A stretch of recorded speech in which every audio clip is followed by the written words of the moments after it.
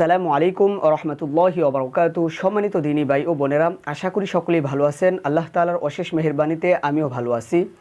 আপনারা আজকে একটি থাম্বনেল দেখে ভিডিওতে প্রবেশ করেছেন। এই ভিডিওতে যারা ক্লিক করেছেন, আমি আশা করি প্রত্যেকটি মানুষের মনের আগ্রহ হলো আমি আয়নাতে দেখব কিভাবে আমার শত্রু আমাকে অনিষ্ট করার জন্য সে কোনো করতেছে কিনা, আমার শরীরে কোনো রোগ আছে কিনা, কোনো মানুষ আমার বাড়ির মধ্যে তাবিজ কবজ করে রেখেছে কিনা আমাকে ধ্বংস করার জন্য, আমাকে নিস্তেজ করার জন্য। এবং আয়নার মধ্যে আমি দেখতে চাই এইটা সেটা সব কিছু আমি আয়নার মধ্যে দেখতে চাই। এই প্রলোভন, এই আকাঙ্ক্ষা নিয়ে আপনারা এই ভিডিওতে উপস্থিত হয়েছেন। তো আশা করি সম্পূর্ণ ভিডিওটি দেখুন। আল্লাহ তাআলার কালাম বৃথা যায় না।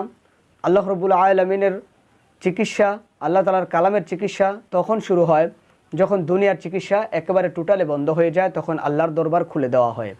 তো আল্লাহ পাক রব্বুল আলামিনের আল্লাহ রসুলের কিছু বাণী আজকে আপনাদেরকে শোনাবো, যেগুলো আমলের মাধ্যমে আপনি আয়নাতে ফুঁক দিয়ে দেখতে পাবেন কোন শত্রু আপনাকে কি করে রেখেছে, আপনার শরীরের মধ্যে কি রোগ আছে, জিন দ্বারা আপনাকে তাবিজ কবজ করা হয়েছে কিনা, এই বিষয়টি আপনি আয়নার ভিতরে দেখতে পাবেন। কোনো ছোট বাচ্চা অথবা কোনো মহিলার কাছে একটা আয়না ধরিয়ে দিবেন। ওই আয়নার মধ্যে আমি যে বাণীটি পড়বো এটা পড়ে আপনি 11 বার পরে ফুঁক দিবেন। আর তাকে জিজ্ঞেস করবেন কোনো কিছু দেখা যায় কিনা।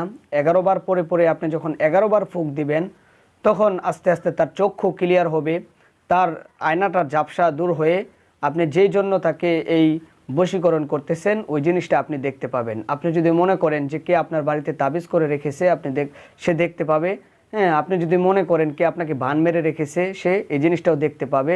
তো আপনাদেরকে একটি বিষয় বলতে চাই, আপনারা যাকে দেখবেন, যে শত্রুকেই দেখবেন, তার নামটা আপনারা প্রবেশ করবেন না, তার নাম আপনারা প্রকাশ করবেন না। কারণ আল্লাহ পাক রব্বুল আলামিন বলছেন, আল্লাহ রসুল সাল্লাল্লাহু আলাইহি ওয়াসাল্লাম জানিয়ে দিয়েছেন, কোনো মুসলমান যদি কোনো মানুষের দোষ ত্রুটি গোপন রাখে, আল্লাহ পাক রব্বুল আলামিন কিয়ামতের কঠিন ময়দানে তার বড় বড় গুনাহ, তার বড় বড় অপকর্মকে আল্লাহ তাআলা গোপন রাখবেন। সুবহানাল্লাহ।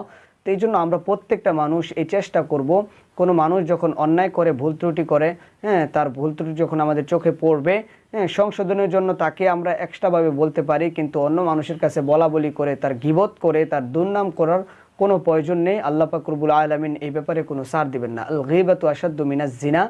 গীবত হলো গীবাতের সমতুল্য, এত মজা লাগে। আর জিনার চাইতেও বেশি নিকৃষ্ট হলো গীবত করা।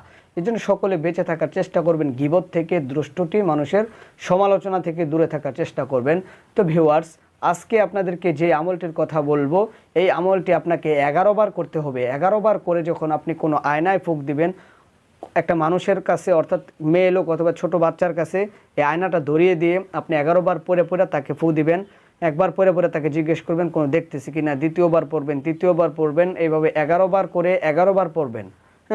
এই দোয়াটা হলো এই, ইয়া হুয়া ইয়া মান হুয়া ইয়া মান লাইসা লাহু ইল্লা হুয়া, ইয়া হুয়া ইয়া মান হুয়া ইয়া মান লাইসা লাহু ইল্লা হুয়া।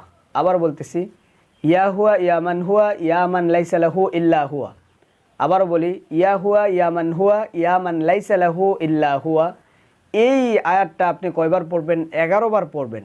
11 বার পরে একবার ফু দিবেন, জিজ্ঞেস করবেন কিছু দেখতেছে কিনা। আবার 11 বার পড়বেন, আবার তাকে ফু দিবেন, তাকে এবং আয়নার মধ্যে একসাথে ফুঁক দিবেন। তখন তাকে জিজ্ঞাসা করবেন।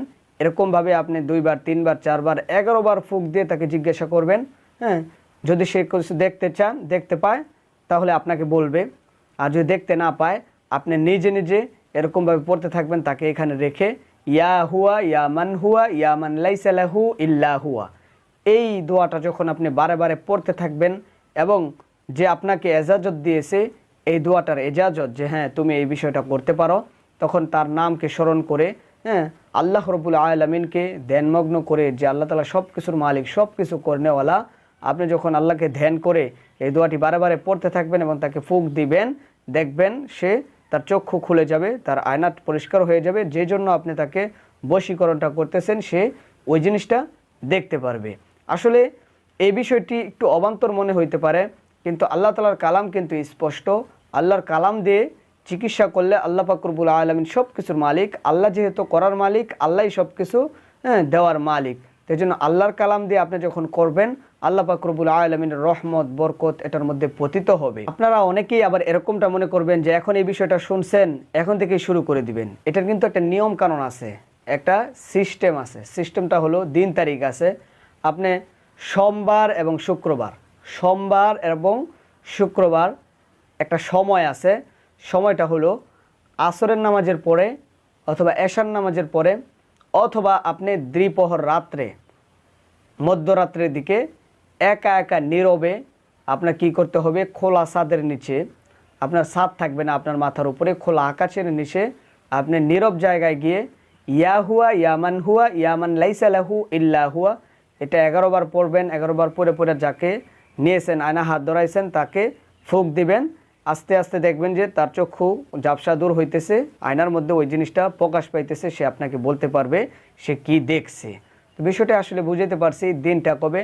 সোমবার এবং শুক্রবার, আসরের নামাজের পরে এশার নামাজের পরে নীরবে রাত্রে একাকিত্বভাবে যখন আপনি আমলটি করবেন, মানুষের সমালঙ্ঘন যেখানে আছে ওই স্থান ত্যাগ করে একা একা যখন আরেকজন মানুষ নিয়ে আয়না ধরিয়ে দিয়ে আমলটা করবেন, আশা করি আপনারা যে জন্য এই দর্পণটি করতেছেন, এই বশীকরণটা করতেছেন, আপনাদের উদ্দেশ্য হাসিল হবে ইনশাআল্লাহ। তো